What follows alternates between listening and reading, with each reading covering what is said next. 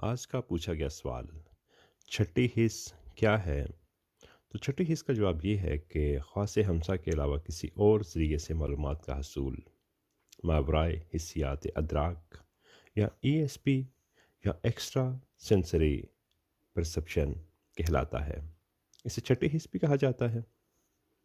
मसला सिर्फ इस ख्वाबीदा हिस्स तक रसाई का है।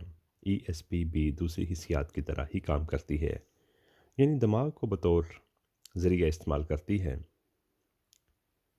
अगर कोई इस हिस्स पर काबू पाने में कामयाब हो जाए तो ऐसे मुहय्यरुल अक़ूल कारनामे देने की सलाहियत से बहरावर हो जाता है, जिनका दूसरे सिर्फ ख्वाब देख सकते हैं। लेकिन किसी भी दूसरी महारत की तरह ईएसपी भी सख्त मेहनत और सालों की रियासत का तकाजा करती है। लेकिन ये कोई नहीं जानता कि दिमाग इस तरह से मौसूल होने वाली मालूमात को किस अमल के तहत मौसूल और तरसील करता है। कुछ लोग खुशकिस्मत होते हैं कि इनमें ये हिस्स पैदाइशी तौर पर मुतहर्रक होती है। शायद आपने कभी घंटी की आवाज़ सुनी हो और आपके जहन में अचानक कोई नाम उभरा हो, और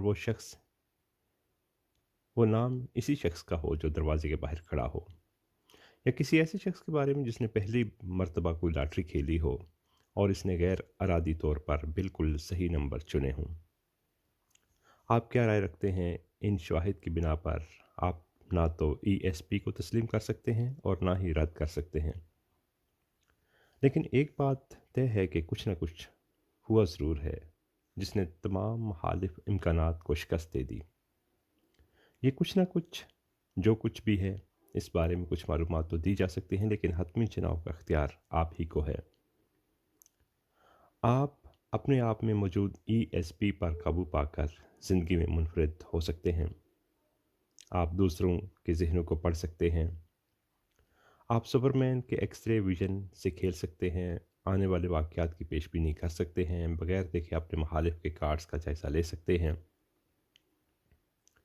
आप किसी चीज़ को मुतहर्रिक और साकिन करने की क़ुव्वत के मालिक हो सकते हैं, अपनी पसंदीदा शख्सियत को ढूंढ सकते हैं और पलक झपकने में ईएसपी मास्टर से हज़ारों मील दूर बगैर किसी मवासलाती राब्ते के मवासलात पैदा कर सकते हैं, वगैरह।